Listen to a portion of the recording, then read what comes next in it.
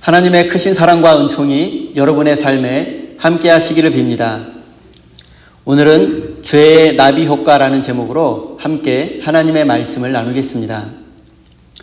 성도 여러분, 아마 일상에서 나비 효과라는 말을 많이 들어보셨고 또 많이 사용하셨을 것입니다. 여러분도 잘 알고 계신 것처럼 나비 효과는 나비의 작은 날개짓처럼 미세한 변화나 작은 차이가 예상치 못한 엄청난 결과를 초래하는 현상을 의미합니다. 지금 우리가 말하고 행동하는 작은 것들이 누군가에게는 큰 상처나 위협이 될 수 있고 또 예상치 못한 엄청난 결과를 초래할 수도 있습니다. 이런 상황을 우리는 나비 효과라고 말합니다. 오늘 본문 말씀에는 다윗의 죄와 압살롬의 욕망이 참혹한 결과를 가져오는 내용이 기록되어 있고, 만약 그들이 이런 참혹한 결과를 예상했다면 그들은 유혹을 이겨내고 죄를 짓지 않았을지도 모릅니다. 오늘은 압살롬의 반란군과 다윗의 군대가 에브라임 숲속에서 전투를 벌이는 내용을 살펴보겠습니다. 압살롬의 반란은 거의 성공한 것처럼 보입니다. 그를 따르는 많은 신하들이 있고 유다 지파를 포함한 대부분의 지파들이 압살롬을 지지하고 있습니다. 또한 압살롬은 이미 많은 군대를 보유하고 있었지만 이스라엘 전역에서 군대를 징집해서 다윗을 압도할 수 있을 만큼 엄청난 군대를 보유하게 되었습니다. 하지만 압살롬의 군대에는 약점이 있었습니다. 그것은 그의 군사 대부분이 훈련되지 않고 실전 경험이 없는 오합지졸이라는 점입니다. 그리고 대규모 군대를 지휘할 지휘관들도 턱없이 부족합니다. 그리고 이 약점은 결국 패배의 결정적인 요인이 되었습니다. 이제 다윗의 상황을 한번 살펴보겠습니다. 그는 요단강을 건너서 마하나임 성에 입성했으며 주민들의 환대와 도움을 받게 되었습니다. 그동안 부족했던 식량과 군수 물자를 확보했으며 암몬 왕의 지원을 받기도 했습니다. 그리고 마하나임 주민들은 에브라임 숲에 대해서 잘 알고 있으니 그들의 도움을 받는다면 전투에서 큰 효과를 볼 수 있습니다. 정리해보면 비록 다윗의 군대가 숫자는 적지만 잘 훈련되어 있으며 실전 경험도 많습니다. 그리고 뛰어난 지휘관도 많이 있습니다. 그리고 마하나임 주민들과 암몬 왕의 도움을 받아 군수 물자를 확보했으며 요단 동편의 주민들을 징집해서 부족한 군사를 보충할 수도 있었습니다. 또한 반란군과의 전투 장소가 될 에브라임 숲의 지형 지물을 잘 활용한다면 다윗의 군대는 충분히 승산이 있습니다. 이제 다윗의 군대는 싸워 승리할 준비가 되어 있습니다. 그리고 압살롬이 친히 반란군을 이끌고 요단강을 건너서 전투 장소가 될 에브라임 숲으로 향하고 있다는 소식을 듣게 되었습니다. 그래서 다윗도 친히 군대를 이끌고 나가려고 했습니다. 고대 근동 사회에서 왕이 직접 군대를 지휘해 전쟁터로 나가는 것은 매우 당연한 것이었습니다. 하지만 다윗의 부하들은 왕이 직접 전쟁터에 나가는 것을 극구 반대했습니다. 왜냐하면 이 전쟁은 다윗이나 압살롬 둘 중에 한 사람이 죽으면 끝이 나기 때문입니다. 이 전쟁의 목적은 상대방의 왕을 제거하는 것입니다. 다윗이 죽으면 압살롬이 승리하는 것이고 만약 압살롬이 죽게 되면 다윗이 승리하는 것입니다. 따라서 다윗이 직접 전투에 참가하면 적들의 최우선 목표가 될 것이 분명하고 전투에서 다윗의 존재 자체가 매우 큰 위험 요소가 될 수도 있습니다. 다윗의 군대가 다윗을 보호하면서 반란군과 싸운다면 전투력이 분산될 수도 있습니다. 이런 상황을 사무엘서 기자는 임금님은 우리들 10,000명과 다름이 없습니다 라고 표현했습니다. 다윗의 목숨이 그의 군사들 10,000명의 목숨과 같다는 뜻입니다. 그만큼 다윗의 생명이 중요하다는 뜻이 아니겠습니까? 다윗의 생사가 승패를 가르는 기준이라는 뜻입니다. 적들의 목적은 오직 다윗을 제거하는 것입니다. 다윗만 제거한다면 전쟁에서 승리할 수 있기 때문입니다. 그렇기 때문에 부하들은 다윗이 직접 전쟁터에 나가는 것을 반대했던 것입니다. 그래서 다윗은 부하들의 만류에 그래 알겠다. 나의 목숨이 너희들 목숨 10,000명보다 중요하니 나는 안전하게 성 안에서 머물고 있겠다라고 대답했습니다. 이 대답을 듣고 나면 다윗이 왠지 애초에 전투에 참여할 의지가 없었던지 또 약했다는 것을 알 수 있습니다. 그는 처음에 전투에 나가겠다고 말했을 때에 너희와 함께 가겠다고 말했는데 이 표현은 전쟁의 최고 사령관인 왕에게는 어울리지 않는 표현입니다. 지금까지 다윗이 전투를 할 때에는 군사들보다 앞서 가겠다고 말했는데 지금은 군사들과 함께 가겠다고 말하고 있습니다. 고대 근동 전쟁은 항상 왕이 군사들보다 백성들보다 앞장서서 나가는 전쟁입니다. 그런데 지금 다윗은 내가 너희들과 함께 가겠다고. 그런데 지금까지 다윗의 전쟁 장면을 살펴보면 다윗은 언제나 군사들보다 앞서 나가서 싸웠습니다. 그런데 지금은 군사들과 함께 싸우겠다고 말하고 있습니다. 왠지 처음부터 전쟁에 참여할 의지가 약했음을 알 수 있는 내용입니다. 또한 장군들이 다윗에게 전투에 나가지 말아달라고 요청했을 때 다윗은 너희들의 소견을 따르겠다고, 당신들의 의견을 따르겠다고 말했습니다. 그런데 이 표현은 사사기에 자주 등장하는 표현인데 그때에는 왕이 없었으므로 각자 자기 소견에 옳은 대로 행했다라는 표현을 떠오르게 합니다. 사무엘서 기자는 다윗이 애초에 이 전투에 참여할 의지가 없었음을 간접적으로 표현하고 있는 것입니다. 다윗이 전투에 직접 참여하지 않는 것이 현실적으로는 이해가 가는 부분이 있지만 왠지 다윗이 전투에 너무 소극적이라는 느낌을 지우기 어렵습니다. 그렇다면 다윗은 부하들의 만류에 어떻게 대답해야 했습니까? 다윗은 하나님께서 세우신 왕으로서 이렇게 대답해야 했습니다. 나를 염려해 주고 이 전투에서 승리하려는 당신들의 마음은 내가 잘 알고 있어. 하지만 이 전쟁의 승리와 패배는 나의 목숨이 아니라 하나님의 손에 달려 있어라고 믿음의 고백을 할 수 있어야 했습니다.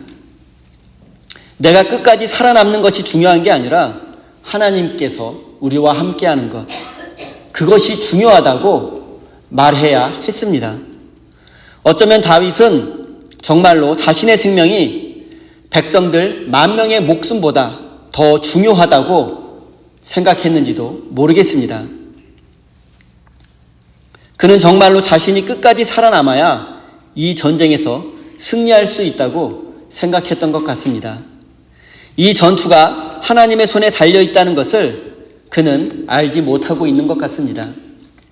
부하들을 대표하는 요압 장군은 다윗을 향해서 임금님의 생명은 우리들 10,000명의 생명보다 귀하니 이번 전투에 참가하지 말아 주십시오라고 부탁을 했지만 정말 그가 듣고 싶었던 대답은, 부하들이 정말 듣고 싶었던 대답은 무엇이었을까요?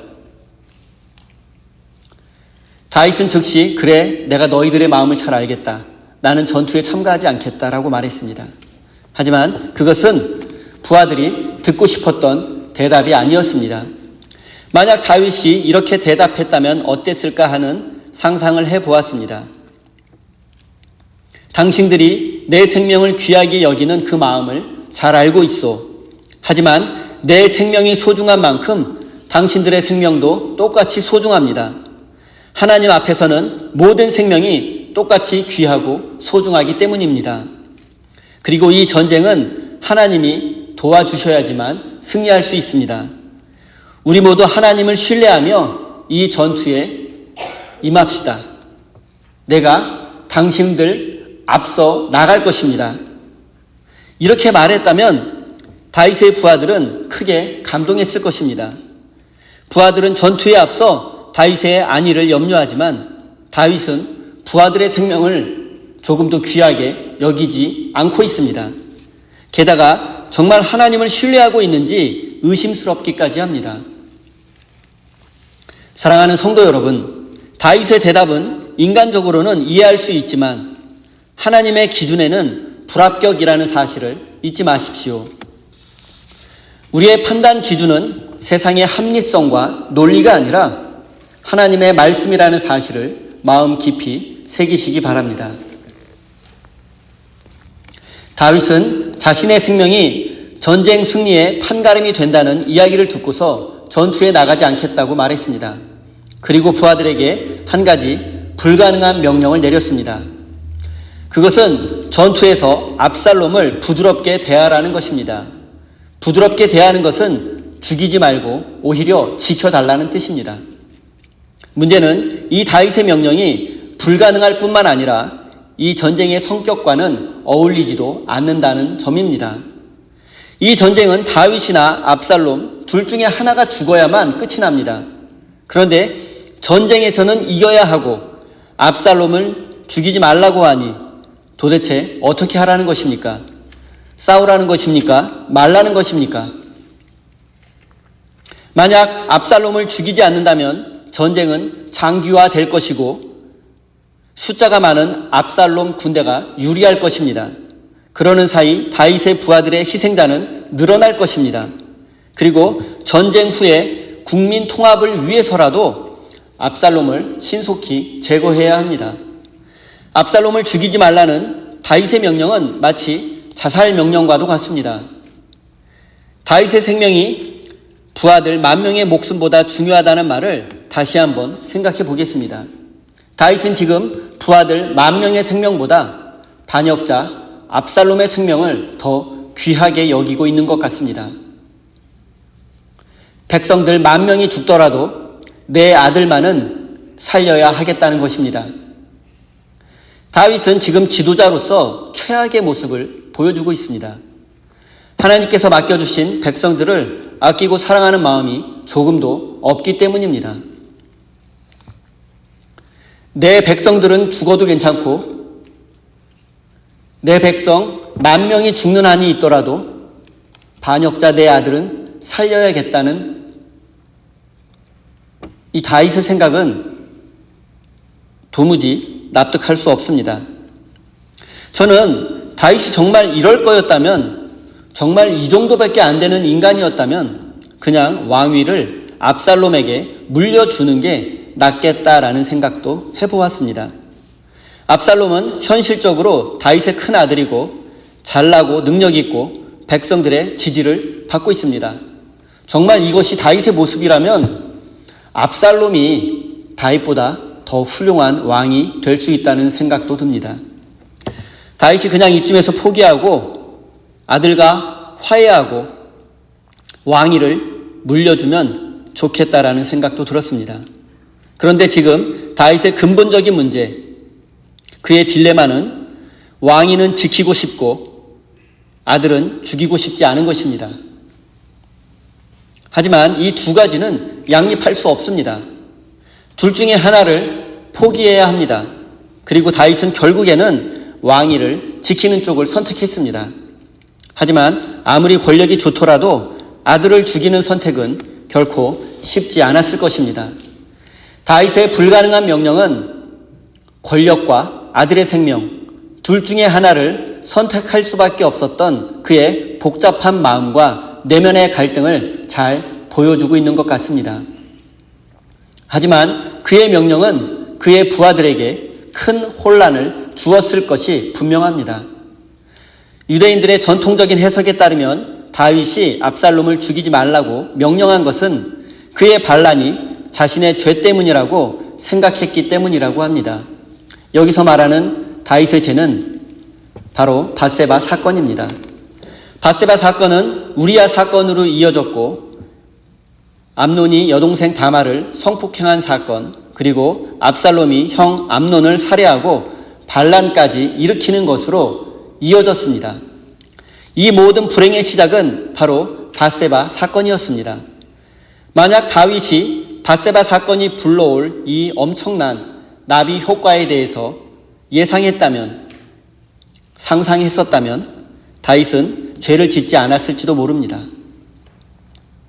사랑하는 성도 여러분, 많은 사람들이 죄를 짓더라도 은혜로우신 하나님께서 용서해 주실 것이라고 믿습니다. 죄를 지어도 하나님께 용서받으면 그만이라는 착각 속에서 살아가는 사람들도 적지 않습니다. 물론 하나님은 죄인들이 회개하면 용서해 주십니다. 그러나 용서받았을지라도 죄의 대가를 치러야 한다는 사실을 잊지 마십시오. 하나님은 밧세바 사건의 장본인인 다윗을 이미 용서해 주셨습니다. 그러나 지금 다윗은 그 죄의 대가를 혹독히 치르고 있는 중입니다. 이제 다윗의 군대와 압살롬의 반란군 사이의 전투 장면을 살펴보겠습니다. 성경은 이 전투에 대해서 매우 간략하게 보고합니다. 요압 장군이 이끄는 다윗의 군대가 승리했고 반란군 2만 명이 죽었으며 그날 숲속에서 죽은 사람이 칼에 찔려 죽은 사람보다 많았다라고 표현합니다. 어쩌면 이 전투의 장소가 에브라임 숲으로 결정되는 순간 승패는 이미 결정되었을지도 모릅니다. 앞서 말씀드린 것처럼 압살롬의 대군은 숲속에서는 힘을 쓸 수 없습니다. 더군다나 반란군은 대부분 훈련받지 못했고 실전 경험도 없습니다. 이런 군대가 숲속에서 포위당하게 된다면 대량 학살을 당할 수도 있습니다. 반대로 다윗의 군대는 풍부한 실전 경험에 잘 훈련되어 있습니다.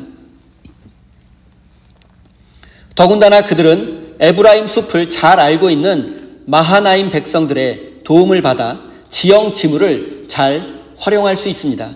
그리고 결과는 반란군 2만 명이 희생되었습니다.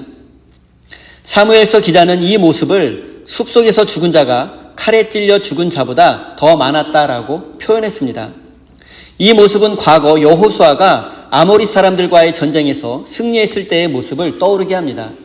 이 전쟁에서 하나님께서 우박을 내리셔서 칼에 죽은 자보다 우박에 죽은 자가 더 많다라는 내용이 있는데, 따라서 칼에 죽은 자보다 숲속에서 죽은 자가 더 많다는 표현은 하나님께서 다윗의 군대에 승리를 주셨다는 것을 의미합니다.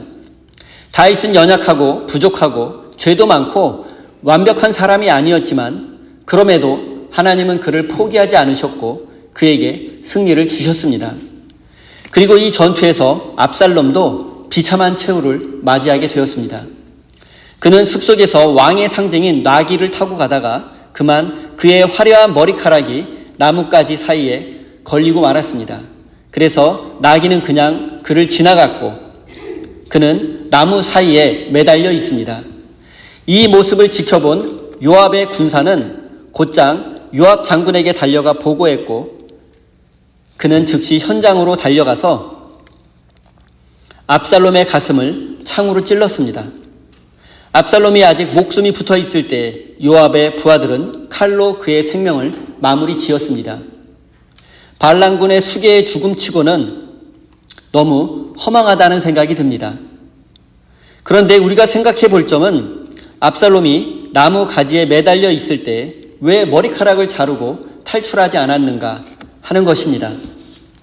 압살롬은 나귀를 타고 전쟁을 지휘하고 있었는데 주변에 그를 구해줄 부하들이 없었다는 점도 이상합니다. 그리고 더 이상한 것은 타고 있던 나귀가 사라졌어도 그는 갑옷을 입고 무장을 한 상태였을 것입니다. 그렇다면 틀림없이 허리 어딘가에 칼을 차고 있었을 것이고 머리가 나무에 걸렸지만 두 팔을 약간은 움직일 수 있는 상황이었을 것입니다. 그럼 칼을 뽑아 머리카락을 자르고 탈출하면 됩니다. 하지만 압살롬은 요압이 자신을 죽이러 올 때까지 탈출하지 않았습니다. 도대체 그는 왜 머리카락을 자르고 탈출하지 않았을까요? 누가 와서 구해주기를 기다렸던 것일까요? 유대인들의 율법 해석서인 미드라시라는 책에 의하면 압살롬이 나무에 매달려 아래를 내려보니 지옥문이 열려 있었다고 합니다. 칼로 머리카락을 자르면 지옥에 떨어질 것을 두려워했기 때문에 계속 매달려 있었다는 뜻입니다. 그런데 저는 이런 생각을 해보았습니다. 압살롬이 목숨이 위태로운 순간에도 머리카락을 자르지 않은 것은 자신의 자랑인 아름다운 머리카락을 지키려고 했기 때문은 아니었을까라는 생각입니다. 길고 화려하고 아름다운 그의 머리카락은 압살롬의 트레이드 마크였습니다. 압살롬의 머리카락은 그의 아름다움과 화려함을 상징하는 것입니다.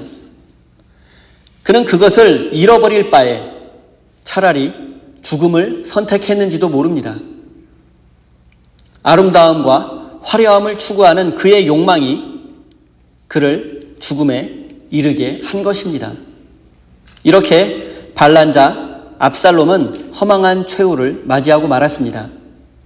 아버지를 제거하고 스스로 왕이 되려 했던 압살롬의 야망과 욕망으로 인해서 그도 역시 비참한 최후를 맞이했지만 그를 따르는 군사 2만 명이 죽음을 맞이하기도 했습니다.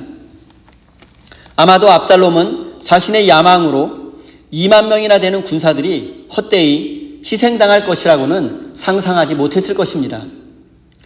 다윗도 압살롬도 그 누구도 자신들의 죄가 이렇게 참혹한 결과를 가져오리라고는 상상하지 못했을 것입니다. 사랑하는 성도 여러분, 죄의 나비 효과를 가볍게 생각하지 마십시오. 우리는 누구나 크고 작은 죄를 지으며 살아갑니다. 그리고 회개하고 용서를 받습니다.